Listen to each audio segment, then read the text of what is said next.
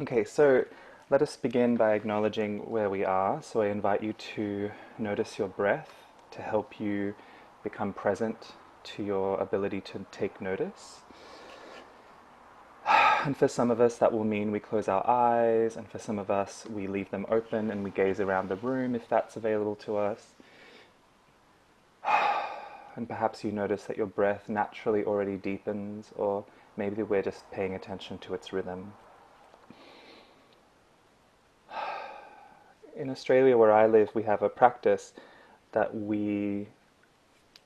I as a non-Indigenous person, am practicing based on ancient protocols, hospitality protocols from many nations that form this continent, which we call Acknowledgement of Country. Some of you in Turtle Island or North America may call this land acknowledgement.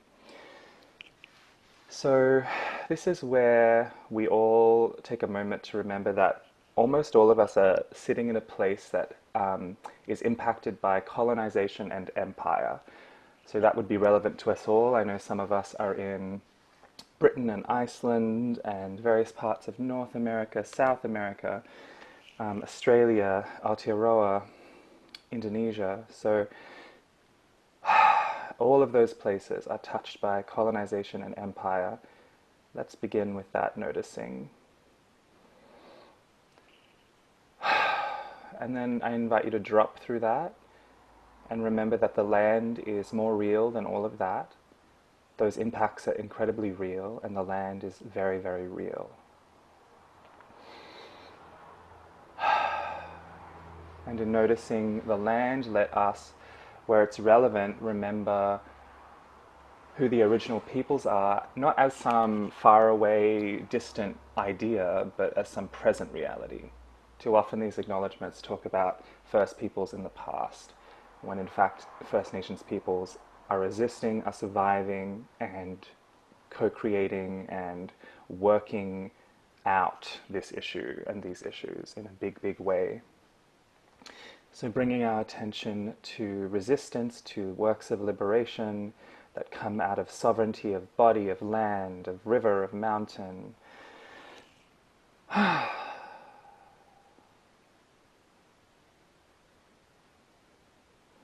You might know the names of the traditional peoples of the place you live in, and some of you, I notice, have already started writing it in the chat box. Please go ahead and write it in the chat box. That is a beautiful thing to see. And some of us are living in places where we can say things like, oh, this is the land of the ancient Utish people, or these are the lands that were colonized by the Romans, or these are the lands that the Vikings came to. So we live in different places, and I encourage you to acknowledge the history and how that impacts the present, because history impacts everything. And I acknowledge the strength and survival and art and power and beauty and governing and kinship and spirit work of the first peoples of the land I live in, and the Yagara and Turrbal peoples.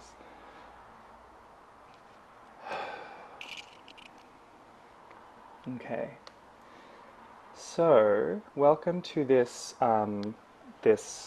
session, this convergence on the three souls, the three cauldrons, the three realms, and the three ancestors. That will become apparent why those four things are linked as we go along.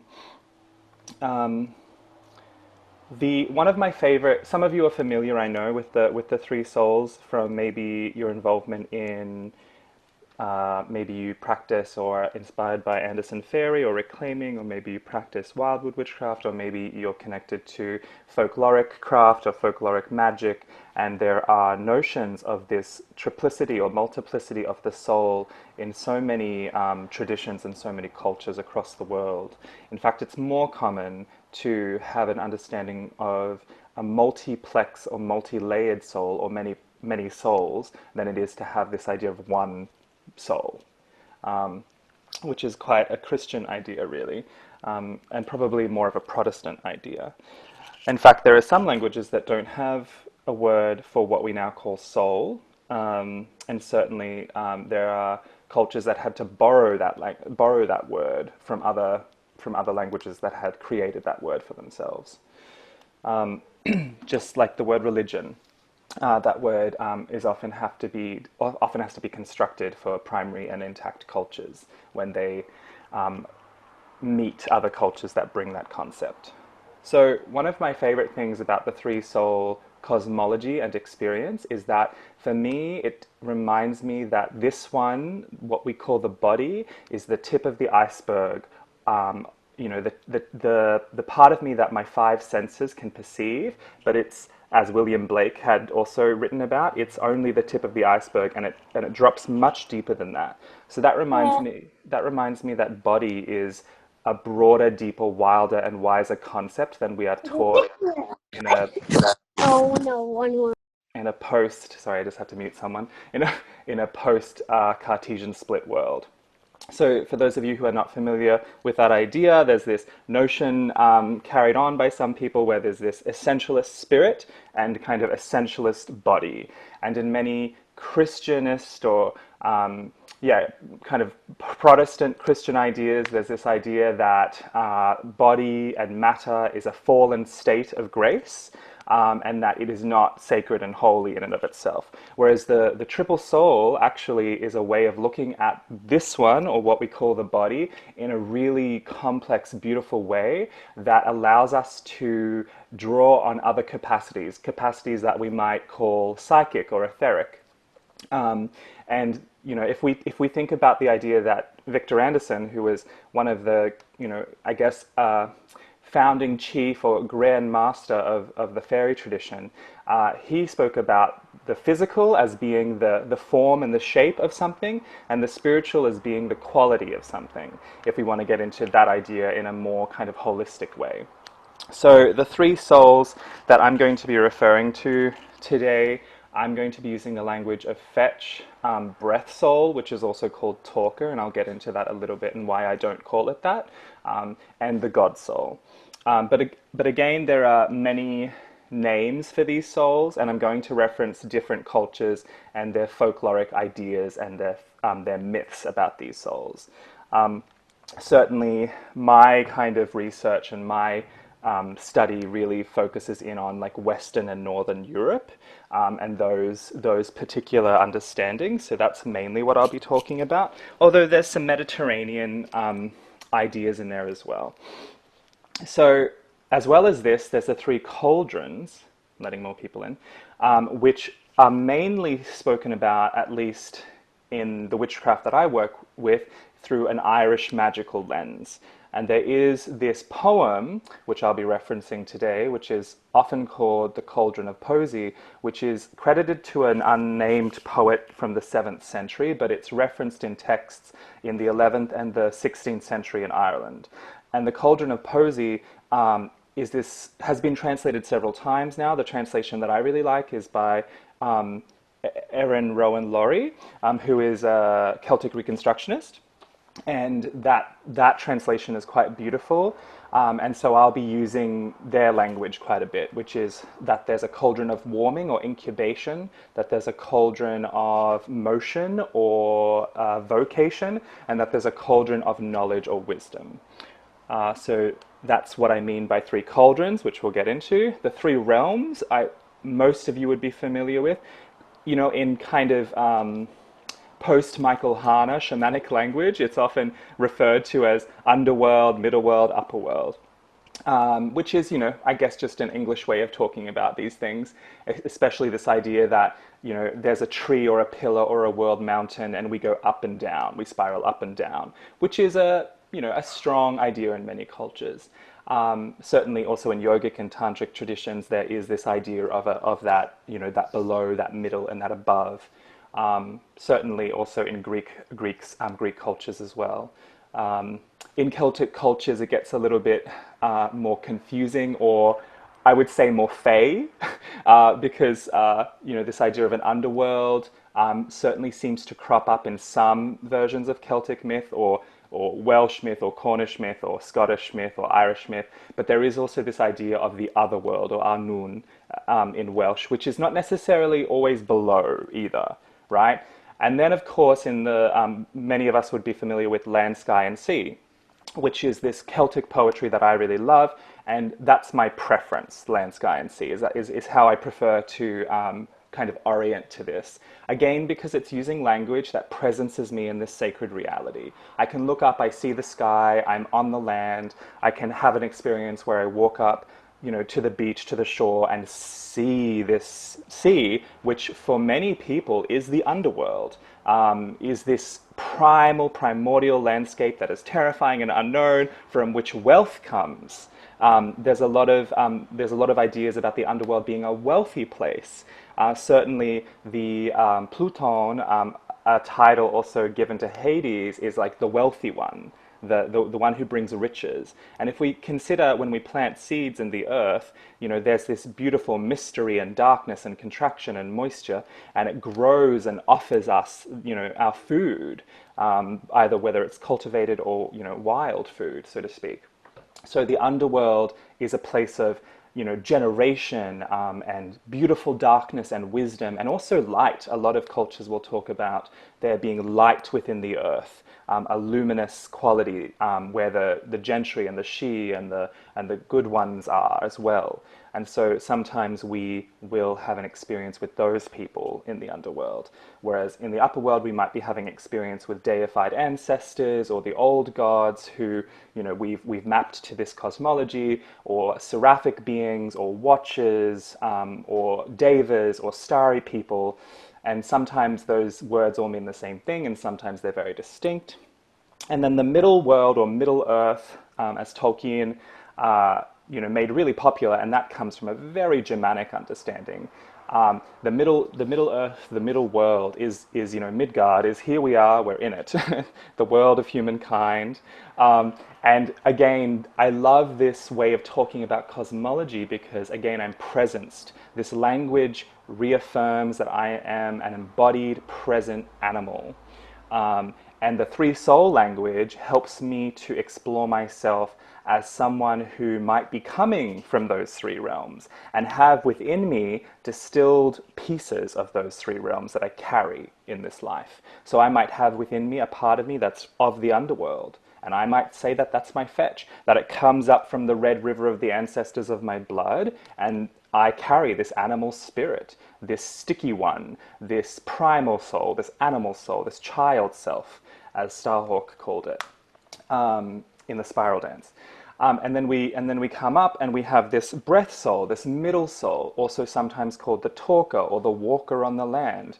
And this is the soul that orients us to the here and now. It knows left from right and up from down. It can take a concept and communicate a concept.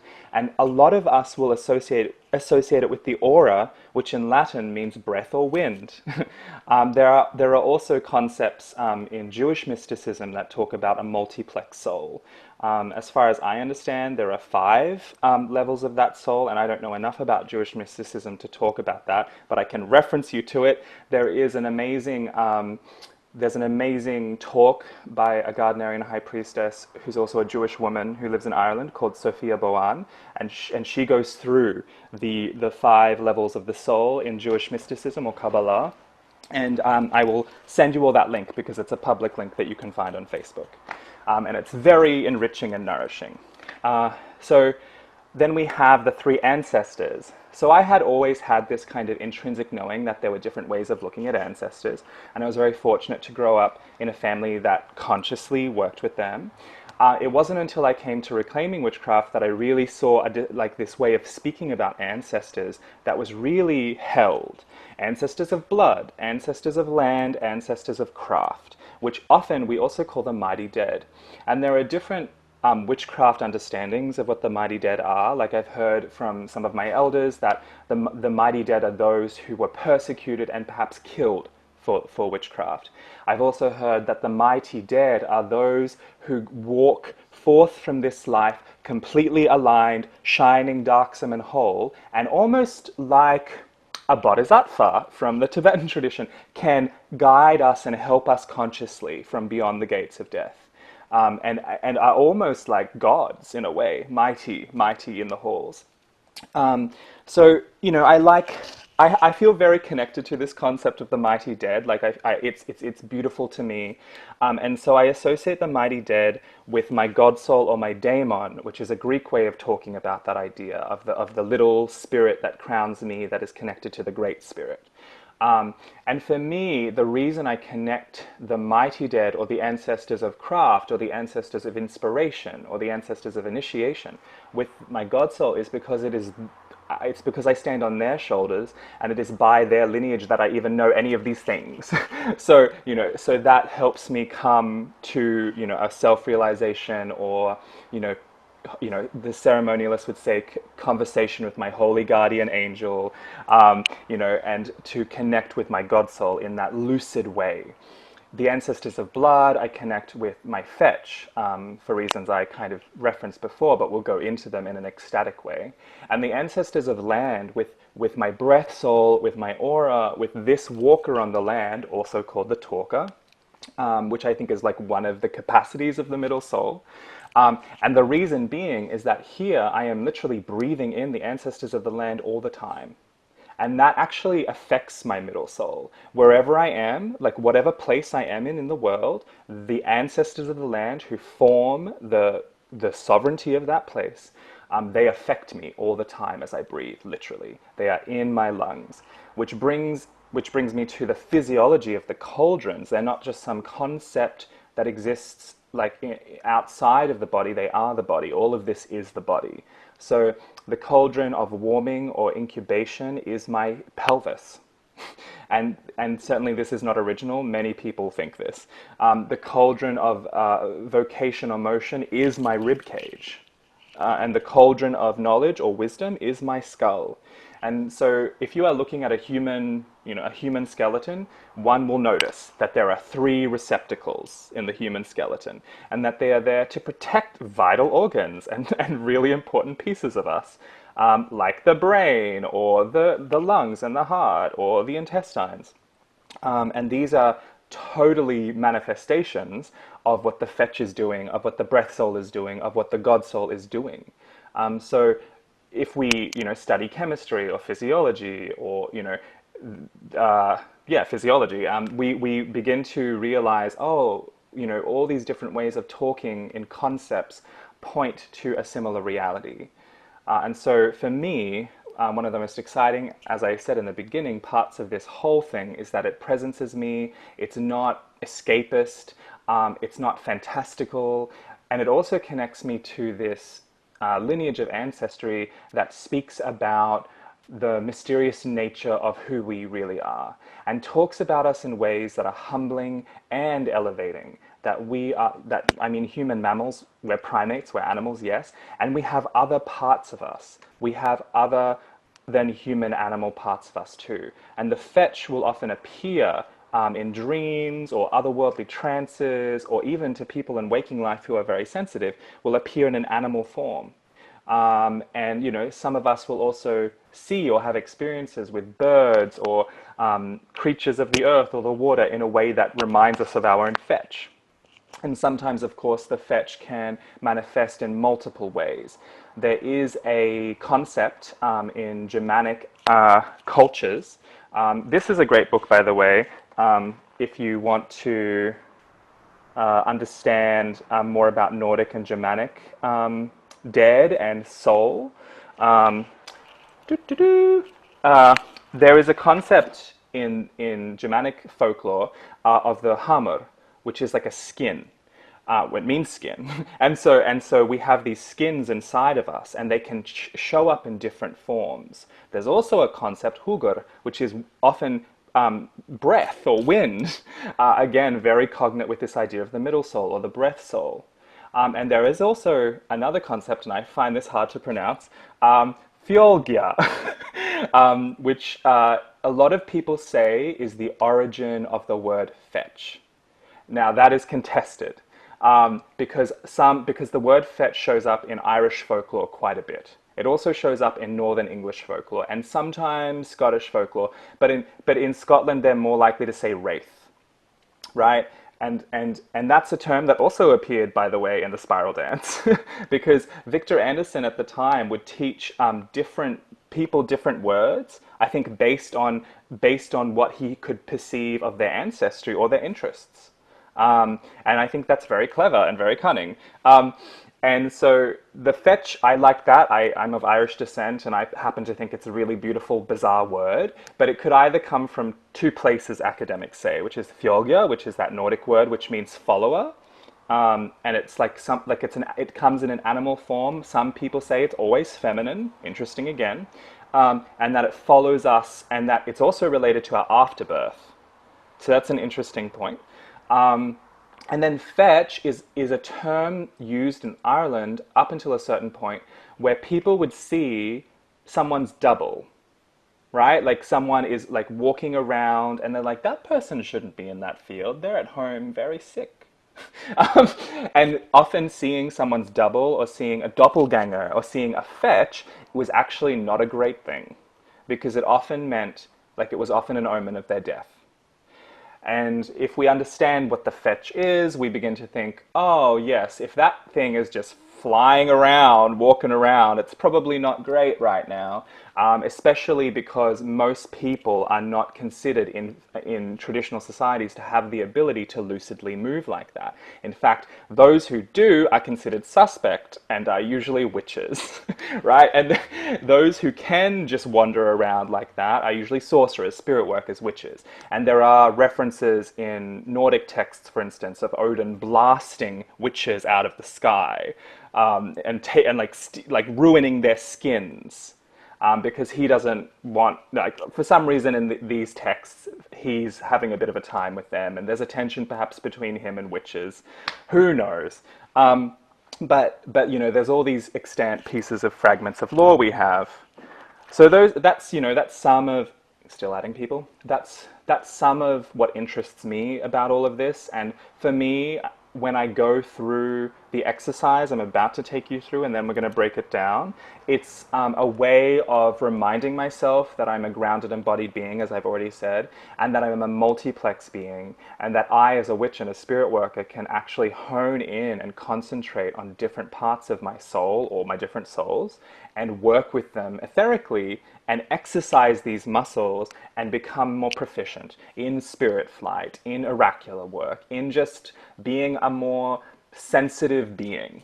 When I can understand the boundary of someone's aura, when I can start to understand like the color and the pallor and the texture of someone's aura, and through that translate what might be happening to their fetch, the seat of their vital life force. Or when I sit down with someone and we start to do possessory or aspecting work and we notice that, oh, the crown of our heads is opening, how interesting, and then something's coming down through it, and we notice that there is like, oh, okay, there seems to be this common understanding that maybe the different gods and spirits will have a communion with our god soul first before they come in. And certainly, again, Victor Anderson of the fairy tradition would say that. He would say, if you're going to do possession work, you need to turn on your porch light first and ask who's knocking at your door, right? Before you just let them in. And that's a really important discovery and an important way of, I think, thinking about our own sovereignty and our own ability to have boundaries. So it's a lot of crap, right? It's a lot of words. So let's get out of the words. I invite you to close your eyes if that's helpful to you, or you can leave them open, and noticing your breath. And for me, I like to notice my breath and bring that consciousness with my breath and consecrate this as an act of magic to myself. Maybe you scry into the darkness behind your eyelids and you remember, the beautiful void from which all things come, to which all things go. Noticing the rhythm of your breath. What does that tell you about your emotional state, about what's going on in you?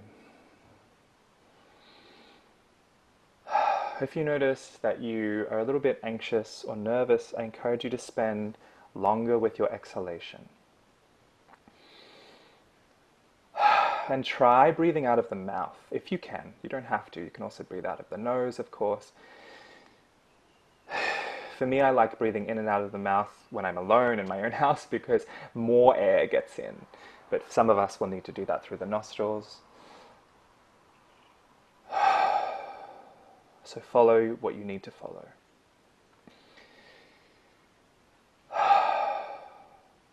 And perhaps you'd like some structure to this breath. So I invite you to breathe into the count of 4, to hold to the count of 4, to exhale to the count of 4, and to hold to the count of 4. Or some other numbers. But you can go through that square counting breath. That often can give structure and distillation to our breath.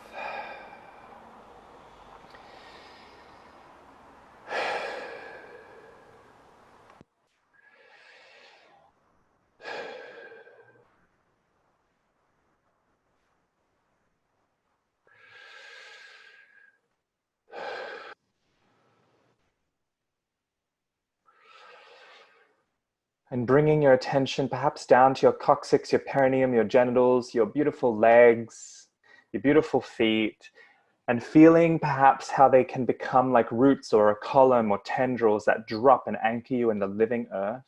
For me, I'm less interested in shoving my shit down there and more interested in sending waves of blessing. So as I drop my columns and my tendrils, I'm gathering up breath and I'm pushing it down and sending waves of blessing through the land, reminding the land that there are human animals who love the land, who want to be in rhythm with the land. Waves of blessing. You can use gesture, you can use sound, you can use movement. Whatever works for you, whatever turns you on.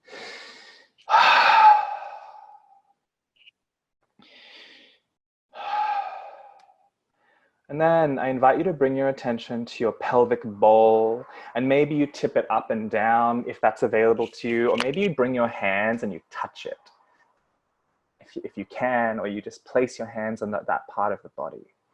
Maybe on your belly or resting on your thighs, bringing your attention to your lower cauldron, to the cauldron of warming, situated in the compass of the body. The word in the Cauldron of Posey means cauldron or whirlpool. So maybe you notice something like a whirling motion here too. So I invite you to bring your attention to the lower cauldron, pouring your breath in there. If you're thinking too much, I dare you to turn those thoughts into stones and drop them into the well of your being. You can just see or feel them become clods of earth or beautiful river pebbles, and just drop them out of your head and out of your throat, wherever they are, into your pelvis. And maybe you hear them plopping there. Now imagine or feel or remember that out of the cauldron of your hips comes a red river, a blood red river. And seeing and feeling and remembering that blood red river shakes the blood rivers through us. Purifying the blood rivers, the veins and the arteries, and intermeshed with everything that we are, and maybe concentrated and drawing strength from this lower cauldron is the fetch, is the animal soul, is the primal soul. And maybe as you pour breath into this receptacle and awaken to the fetch, which people can feel almost a few centimeters off the surface skin, off your physical skin. So feel perhaps a casing, a second casing of skin shimmering against your physical skin, shaking against your physical skin. At this point, I like to rock. You do you. You might pick up your hands and shake them around your body. And you might perceive animal forms that for the first time, perhaps today or tonight, you're like, oh yes, that is my fetch. And maybe you're super used to it. And maybe you see many forms.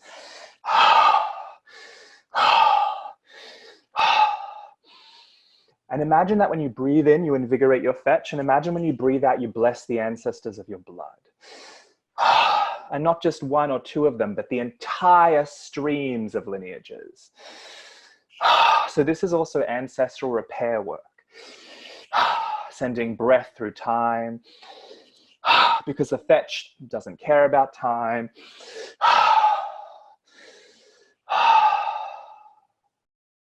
And let that settle for now.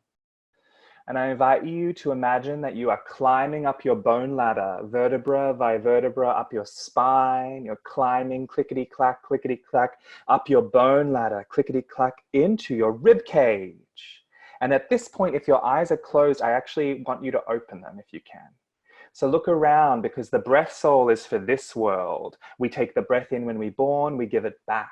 So taking a deep breath in, imagine and feel your aura, your cloak of light spread out. Maybe you throw your arms open and feel that cloak of light spread out.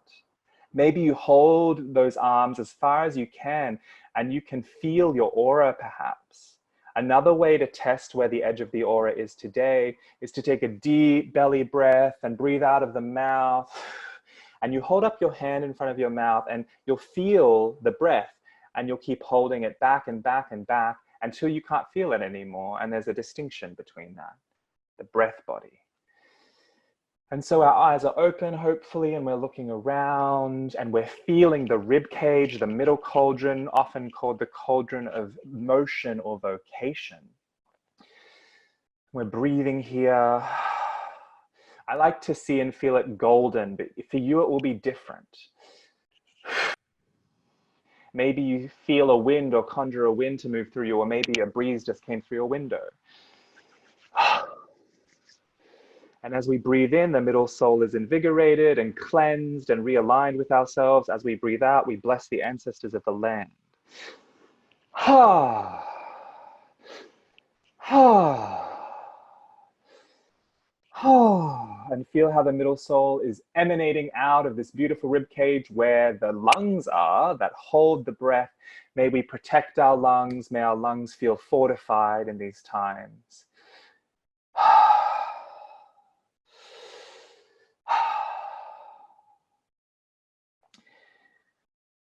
And I encourage you to come up through your throat into the cauldron of knowledge and the cauldron of wisdom, the cauldron of the skull. So many cultures prize the head as the seat of wisdom or the seat of the soul. And for me, I like to tip back my head a little and I like to look up, and you might close your eyes and do the same, bringing your attention up above your head. And there, as we feel the upper world, the sky, the stars, the lightning, the void in our heads, we can feel this God soul, perhaps this daemon, interpenetrating our skull, this holy dove, the Holy Spirit that is ours. And as we breathe in, perhaps we are feeling more and more connected. If you need a visualization, perhaps it's a peacock feather, a dove, perhaps it's a blue rose or a lotus, or maybe it's a fragrance or a feeling or a memory or a name that you keep to yourself. So for me, I'm breathing in and connecting, and I'm breathing out and blessing the mighty dead, the ancestors of the craft, of magic, of spirit work. I might also be blessing the gods that help me to know myself.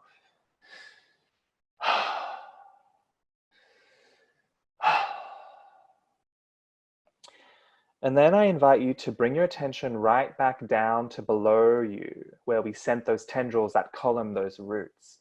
And perhaps you feel something there. Perhaps you feel that there is a power, a life force, a quickening.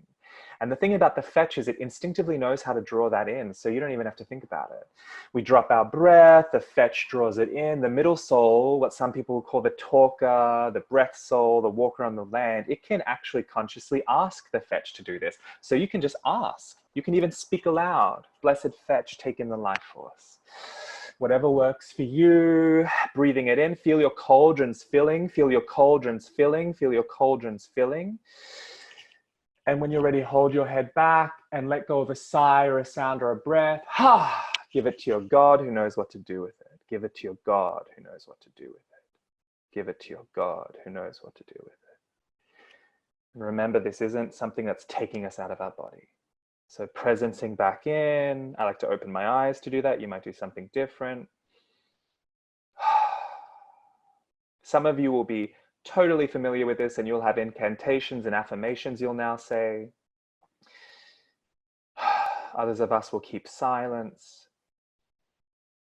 And if this is the first time you've consciously done something like this, I invite you to really pay attention to physical sensation, to emotional state.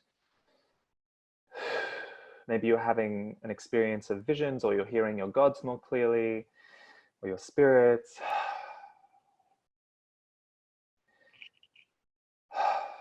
So this is the way I teach this particular technique. And I do it this way because there's so much more going on. There's the three cauldrons that are holding these essences. There's the map of me, the three souls that help me to activate certain capacities and remember who I am. There's the three realms that I can orient into, and that might also be distilled in my three cauldrons.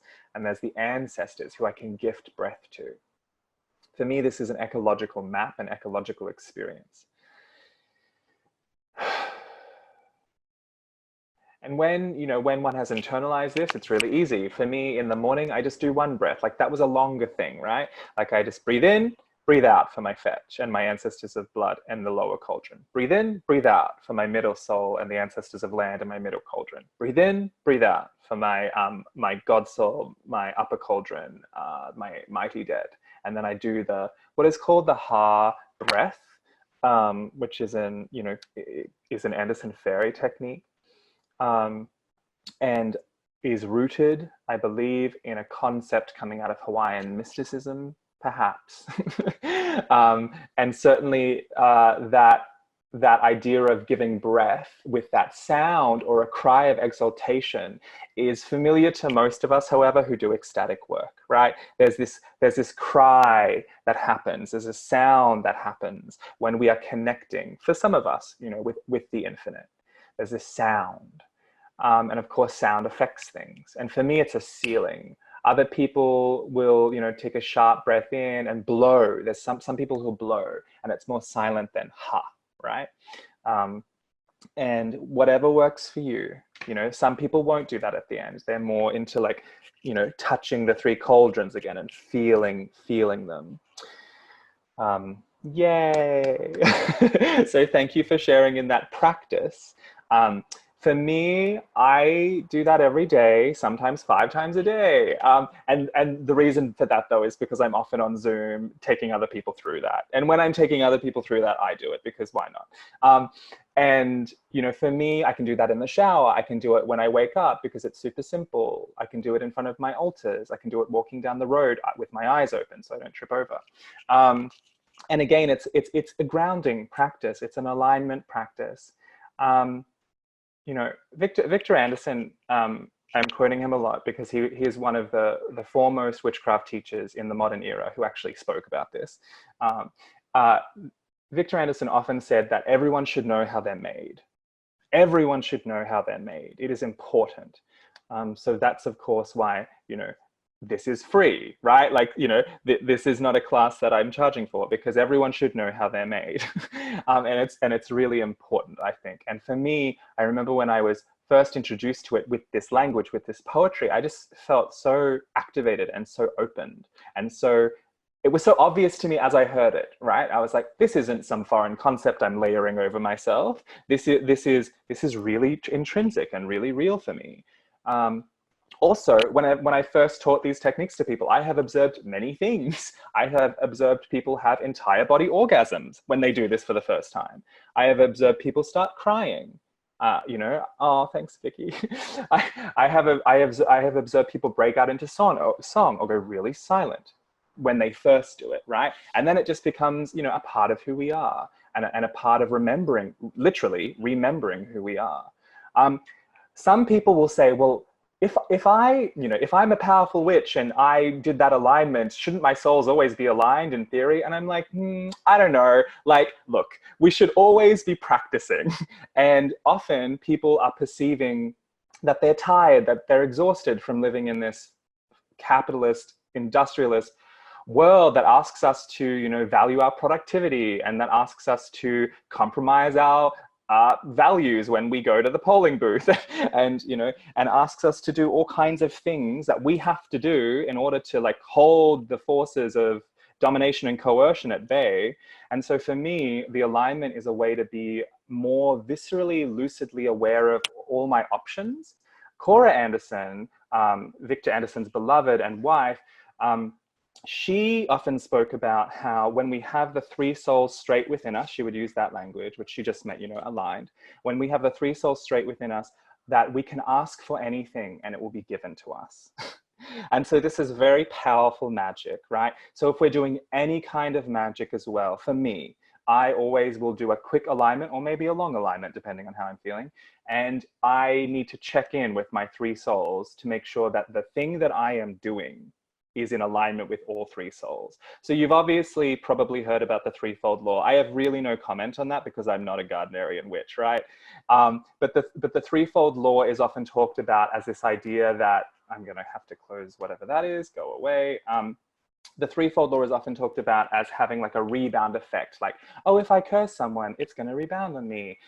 So my understanding more about that is this, is that if some part of me is turned against myself or the working, that's when it's going to rebound onto me. If some part of me is not fully committed and cleansed and focused on this, and I agree in all my parts as much as I can know with this thing, then it's going to get caught up in my complexes. A lot of this lore and practice is really about cleansing our complexes by bringing them into the light of consciousness and looking at them and doing the work with them, which is why we just can't do it once and be like, I'm aligned now forever, yay, right? We have to keep returning to shadow stalking work, to cleansing work. The witchcraft practices I love the most are cleansing practices, are practices of presence, are practices of checking in various ways. Because then my magic is really strong and effective. And then I can turn up to a binding, like a justice working, and be like, yes, I'm completely committed. Or I can turn up to a healing, which is just as intensive work, and be like, I'm completely committed to this, right? Because there are times when healing magic is actually counterproductive. And there are times when binding is really important, right? And I also don't like that dualistic thing of this and this either. When the three souls are in alignment, there's another way that in Wildwood Witchcraft I talk about this. When my head is full of fire and my heart is full of honey, my two hands know what to do, right? So take that if you need it. But so that's basically talking about if my head is full of the fire of the gods and my own god soul is lucid and with me. If my heart is full of the honey of the love of the lady, and then my hands coming from my head and my heart, they know how to do this now. They know. So this is also why a lot of traditional witches will say, hey, you should probably divine before you do that working, and maybe wait a few weeks on any working, by the way, and again, sometimes we're so in the practice of things and it's our life that we're like, I know what I'm doing. We can use our bodies as a pendulum sometimes, but every now and again, I do ask my coven peers and I do ask my cards and my runes and the gods. And I'm like, well, should I do this thing? And it's not just for magical spell work. It's for anything, anything we do that's decisive and definitive. As well as this, I wanted to show you this little crappy drawing I did. I'm not very good. So this is one of the mappings of the three souls. Here is a human body. And this dotting stuff around its physical skin, that's the etheric skin, or sometimes people call it the second skin. I like that language. And this is the body of the fetch, which interpenetrates the physical body and actually nourishes and enlivens it. If the fetch is sick, you will be sick. And this huge dome, this egg around it, is the aura, the middle soul, the talker, the shining one, some people like to call it, right? It's the container for things. It's also our boundary. And then up here, this thing interpenetrating the skull, kissing the forehead like that, like a shining brow, like Taliesin perhaps, from Welsh mythology. This is the god soul, the daemon. And many, many people, behind me, you might even be able to see around Shiva's head, there is a shining halo. So in Hindu art, in Catholic art, in lots of different mystical traditions, there is often this light, right?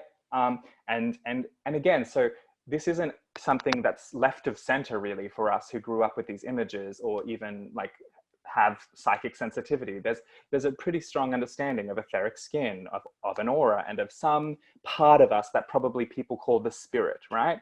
That is there on top of your head. In Bali, where I was born, you're actually not allowed to touch a kid's head until they touch the ground. So there's this practice we have there where the soul is still fully settling into the body, what I'd call the God soul, and it's deciding whether or not it wants to be incarnated on the planet. So we're not allowed to put the infant on the ground because it will jar the soul. So the infant is passed from person to person to person, or put in a bed, right, which is always elevated. And then there's a particular practice, and it's when the child is put on the ground and all these offerings are given to Ibu Pertiwi, which is Mother Earth. And basically you're like, yay, now you're actually here. Before that, the child is considered like an ancestor or a god. And they are very precious, and you should never touch the head. Even after the soul has come through, it's considered very rude to touch the head. Like it's invading someone's personal space.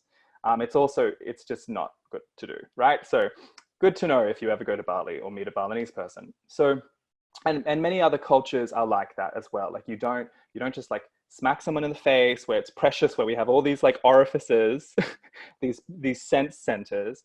And of course, Celtic traditions, they prize the head. There were often very vicious, bloodthirsty ways of prizing the head and letting your enemies know that you shouldn't come near us.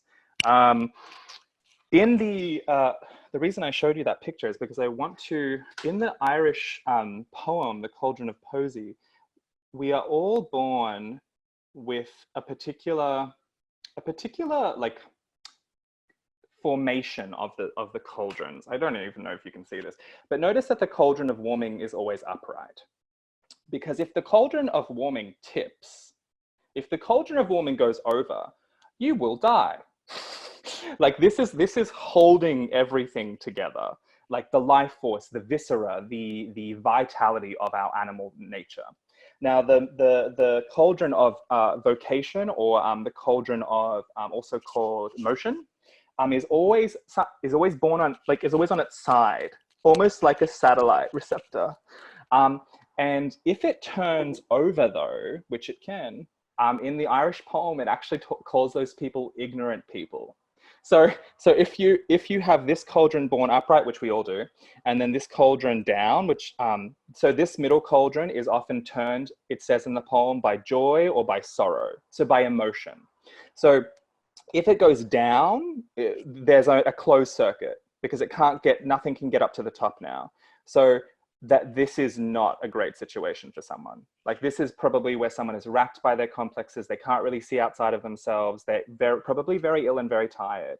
That's nothing like, that's not a value comment. It's just, probably what's going on. Now, if this is this way, it usually indicates someone who is open to the bardic influence, open to the poetic life force, and is sensing and able to perceive, other realities within themselves. If it's turned up, that is the indication of a mighty, mighty person, right? Like that's someone who we would consider inspiring and very effective.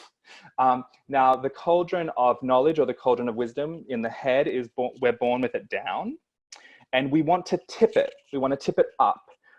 Because then it can catch the Arwen, it can catch the life force, the poetic life force. And the image that I love, that I was taught with these three cauldrons, is that when you have them all tipped up, when you receive that Arwen, that nectar, when it fills, it overflows into the second one. It fills and overflows into the third one. It fills and feeds the earth. It feeds the dead. So that to me is super sacred, and also like a way of navigating the other world as well, because remembering that the word used in the Irish poem, which is transliterated as C-O-I-R-E, means both cauldron and whirlpool. And in the poem, it does talk about this, the well of wisdom, which is considered to be in the center of the sea for some people, and that there is the well of Shagaish, and that there is a tree there, a hazel tree, with 9 hazelnuts falling from the tree, and that they come into the world in the shape of a salmon. Many of you would be familiar with this. And the salmon is sacred in many cultures of those islands, and it's considered, the creature of knowledge, the creature of wisdom. And so some people, some Irish mystics, or people working with Irish mysticism, will actually visualize and sense that. They will sense and feel a salmon right, coming up through the lower cauldron and jumping up, jumping up, jumping up, coming up through the middle cauldron and jumping up, jumping up, jumping up, coming up into the head where it gets to eat hazelnuts. Yay! Like, like it's very excited. You know, that salmon is having a good time. Um, so, so the other exciting thing about the cauldrons is that we can do journey work through them, which I wanted to do a little tiny bit of to show you how you can do it. Of course, you do what you need to do. If you're like, I'm tired and I can't be fucked, you don't have to do anything. But you can journey through the cauldrons as strong doorways to the three worlds, and they hold you, right? It's like the metaphysical part of it is that they are holding you with their strength. So if you want to do underworld work and you're feeling it like a bit precarious about that situation, I would say, hey, why don't you just drop into your lower cauldron, because you'll be held. You'll be with your fetch. It's going to be okay. And certainly the magical accumulative effect, or one of them, because there are many, of aligning your souls all the time like this is that, and breathing to your ancestors of blood, land, and craft, is that they are going to be there for you. Like that mutual exchange. And so when you're like, oh, hey, ancestors of blood, I need you while I journey to the underworld, they're like, yay, you're like constantly exchanging with us. Of course we'll come. And not just that, but that pathway has been lubricated. That pathway has been opened. And so it's easy. So I'd like, and then, after this, we can do some conversation and question and answer. And obviously I won't have answers for everything, and they'll just be my answers. But let's do a little bit of journeying through the three cauldrons. So I'm going to turn on my original sound so you can hear this drum. Yay. So I invite you to close your eyes and bring your breath to your attention.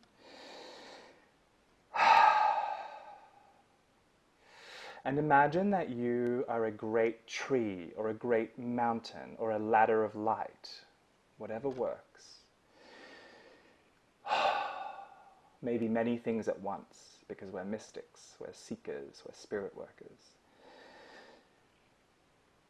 And maybe you feel roots deep down in the underworld and branches in the upper world, or maybe you feel like you're a river of light flowing through many dimensions at once.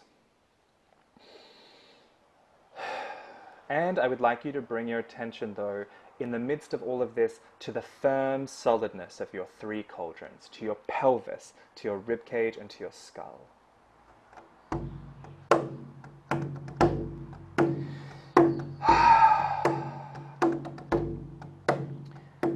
So in these times, we actually need to do this work.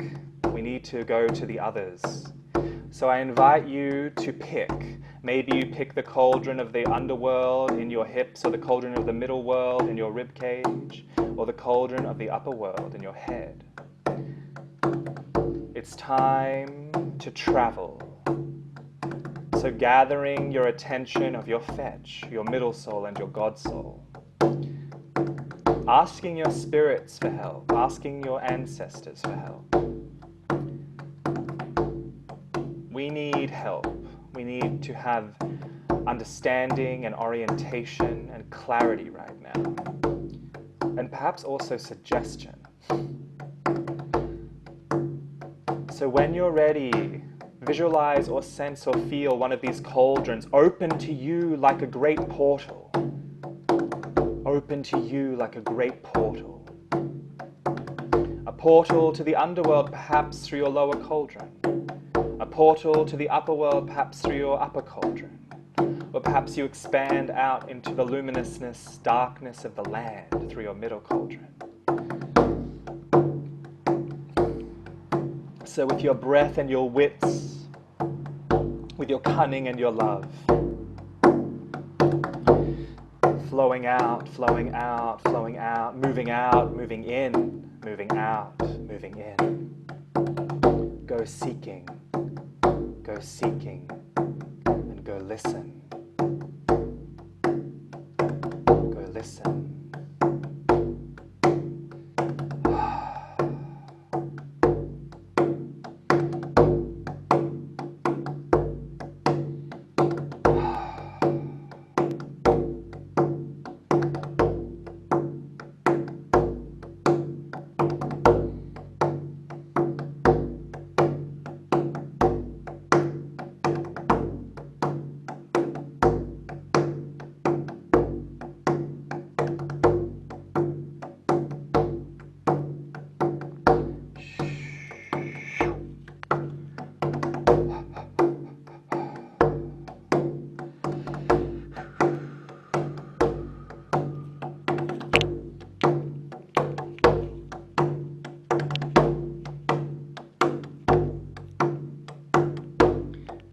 perhaps as you travel you find that you shapeshift into certain animals, exercising that fetch. And I shall go out as a hare, with sorrow and sigh and mickle care. And I shall go in the devil's name, aye till I come home again.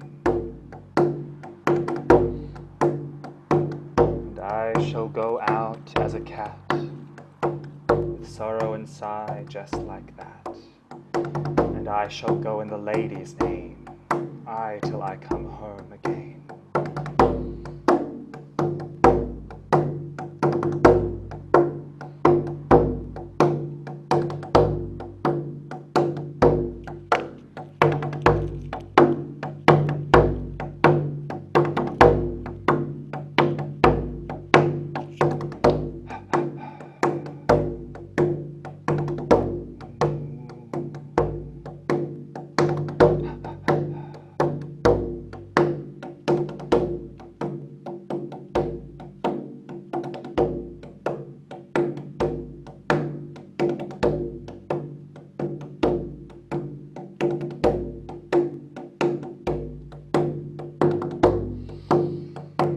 Gathering wisdom and insight to bring back to the rest of you. Because you actually haven't left. The body is deeper, wilder, and wiser than we know.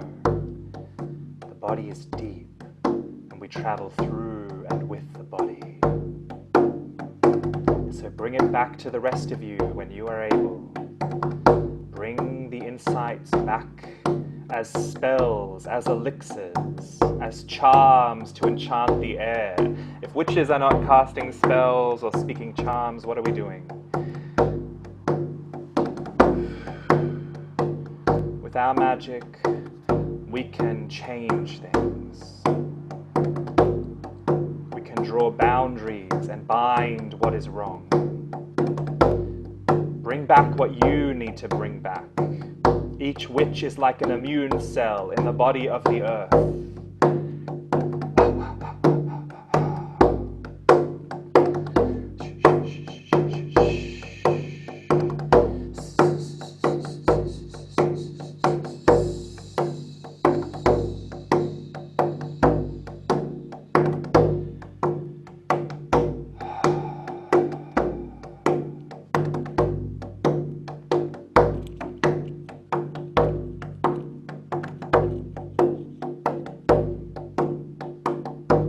Over the next few minutes, and minutes pass in the body in interesting ways, find yourself bringing the rest of you back.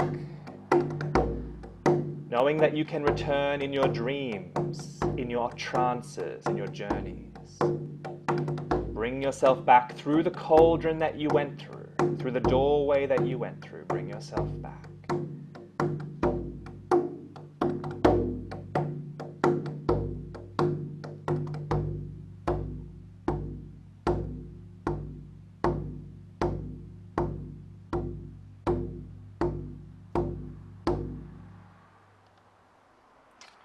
And you may find that for you it's important to, press down on your head, or to push the heels of your palms into your thighs, or to spit on your hand and rub it into the nape of your neck, which is the spirit gate, and there's salt in your spit. So do what you need to do. Say your name aloud to yourself a few times. Maybe you change your posture. Maybe you take a few notes. So maybe for the next 3 minutes, I think it's important to record. So maybe you record simply by sitting there and breathing. That's a way of recording. Maybe you write or type. Maybe you draw. Or maybe you write something gorgeous like Michelle just did into the chat box. Thank you. So just taking a few minutes.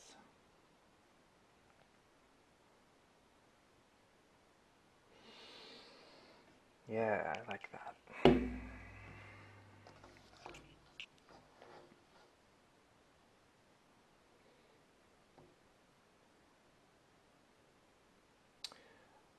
And maybe some of you want to sing, so I'll sing a song, and if you want, you can sing with me.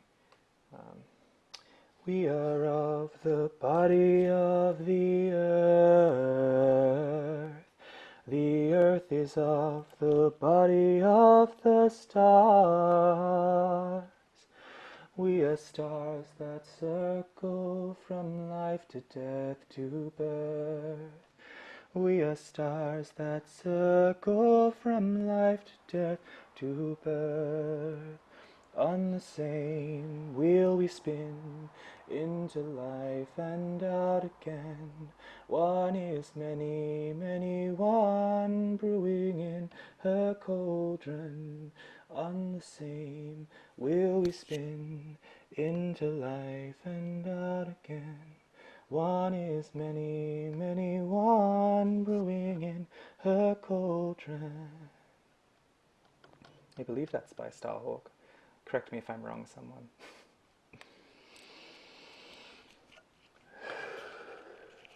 So gathering yourself, writing anything down that you need to write down. Maybe if you have tarot cards or runes or something nearby, or the Normans, you can draw a card or a rune or whatever helps you. I often like to divine after I get back from a journey, to get like, oh, that's the distilled piece, or that's the provocation, or that's what I need to take away. Well, that's the missing piece, the piece I missed.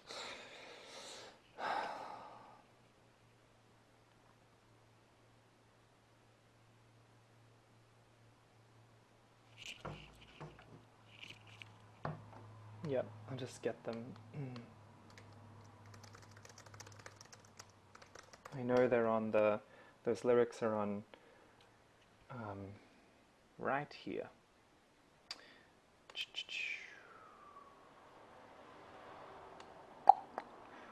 So there's a CD called Campfire Chant, such a bunch of reclaiming witches put together, and here you go. Here's those links.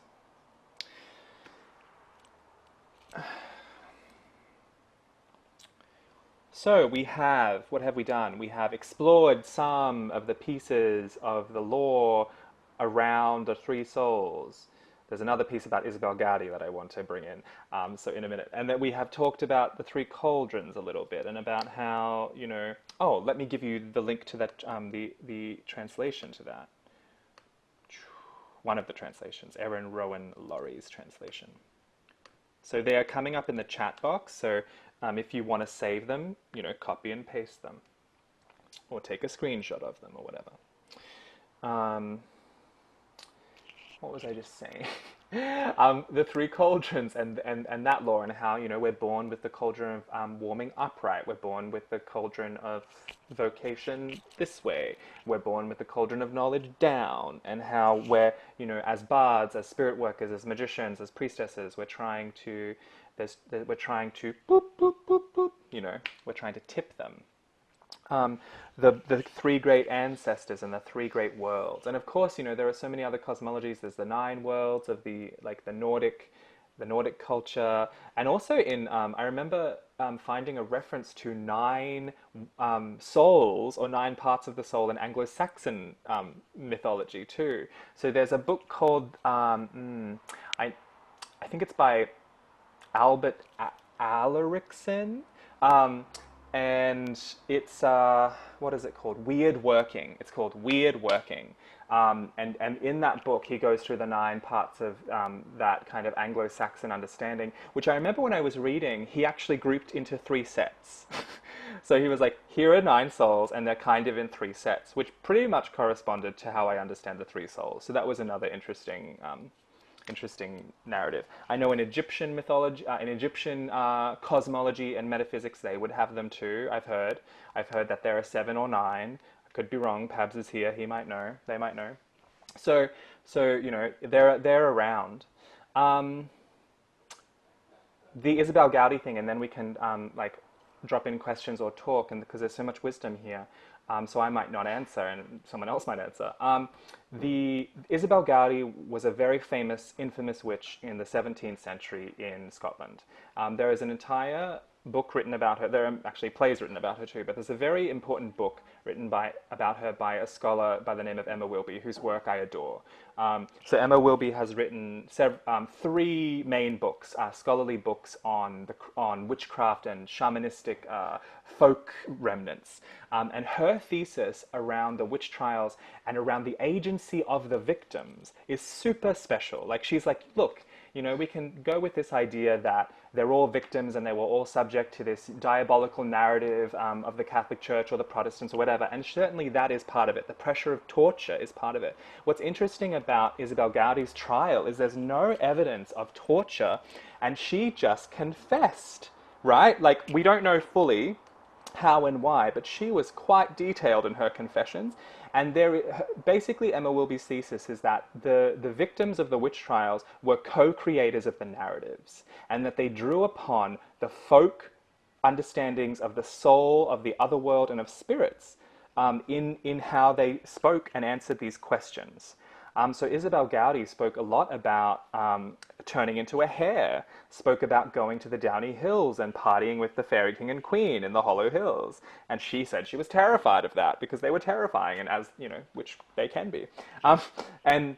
And she would fly through the air, and she would shoot elf shot at people, and she would also, her and her coven, by the way, that's where we get the word coven. Coven and 13 is from her. So she would say that they would, that the devil, that the man in black would give them both healing charms to heal and also things to blast their landlords. Remember, in 1662, this was a time of great oppression of the lower classes.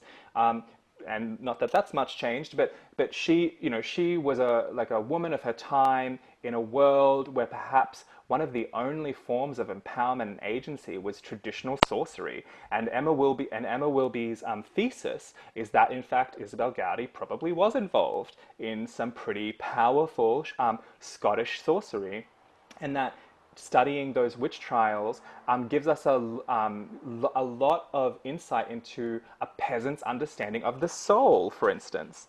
There was a charm I was speaking while we were flying, which I often like to speak when witches are flying, which is, and I shall go out as a hare, with sorrow and sigh and mickle care, and I shall go in the devil's name, I till I return again, or come home again, which is from those trials. And that is, gorgeous to me. And there's another one where she would get horse and hattock, horse and go, horse and pilatus, ho ho was another one. And they were believed to fly on big ragwort sticks, and but also on broomsticks. And she was said to have enchanted her husband, and that she would leave a piece of wood or a broomstick in the bed to, and when he'd wake up, he'd see that it was her. Like, she'd enchant it and be like, this is me. And then she'd leave, she'd go out. And that's really interesting because in The Secret Commonwealth by Robert Kirk, also a Scottish writer, a Scottish mystic, a Christian priest, he wrote this entire fucking field guide into the good neighbours of Scotland. And he was also said to have died on one of the Hollow Hills and been taken by them in folk legend. But he spoke about how there's this thing called the wood body, or the dull wood, which is like when a fairy changes you over, they leave a wood version of you. And it looks like a human, but it's made of wood. Like, it's dull, it's not moving, they've taken you. Yes, The Vision of Isabel Gowdy, that is correct. The Visions of Isabel Gowdy by Emma Wilby. So I wanted to mention that because, in different parts of, folkloric witchcraft, we find again and again the story of witches traveling in the form of animals, which we all know, witches shape-shifting, witches also having familiar spirits, which sometimes will come in the form of animals, and actually largely not. They will be either dead people or fairies or angels. But certainly in England, there was this idea. Yes, thank you, Robin, that's true. There is an amazing version of that chant, and everyone should look at it. There is this idea that in England, the familiar spirit that was given to you was always in kind of the form of an animal imp that you had to feed. Like, you put it in like a vessel or a jar and you fed it. And the earliest trial that in England of someone being executed was Agnes Waterhouse. And in 1566 in England, there were earlier ones in other places, and she had a white cat. And then when she passed that familiar spirit or that imp onto her daughter, the white cat changed form into a toad. So we already know, we're like, yeah, that's clearly not a physical animal, right? That's a bit different. Um, and again, this idea of the fetch being such an important part of operative magic for a witch, such a sensuous part of who we are. There's also a really important idea that I learned from one of my witchcraft teachers called the red rest. The red rest is that we can't be doing high-powered sorcery all of the time. We have to take a red rest, and a red rest rests the fetch. It rests us. So what we do in a red rest is we don't do spells, we don't do giant workings, we don't get possessed. We actually lay down a lot. We exercise. Maybe if we're sexual people, we have sex with our consenting partners. Like, we make food, we garden. That's a red rest, right? And occasionally we have to take them in order to be effective and in order to be sane and present in the world. And then there's also this idea of being scorched, which I also learned from that same person. And I really like that language too, because when we're working with a lot of very intense, potent energy, we can actually experience what is called a scorching, which is like too much spiritual fire. And I'm sure we've all either been on the, not all, but I certainly have. I've been on the edge of that, and perceived people on the edge of that, right? Like that they're a little bit big-eyed, and they've been doing too much possessory work, and they should calm down. And the scorching is like really. It can hurt actually after a while, and so red rests are super important to re-nourish the fetch. Strong fetch, strong witch, and actually strong fetch, strong human, because not just witches have fetches. We all have these souls. And a lot of us as well are trying to, commune with our God souls and understand who we really are. And the God soul is the one for me that just knows, right? So if the fetch is instinctive and sensing, and the middle soul is kind of organizing and a little bit more logical and more of this world, the God soul is like directly, it knows shit. It's mystical, right? And it's a part of me that's going out and talking to the gods and the ancestors and all of that. So does anyone, I think the best way to do this in the next 18 minutes, let me stop recording. I'm going to stop recording. Thanks, everyone.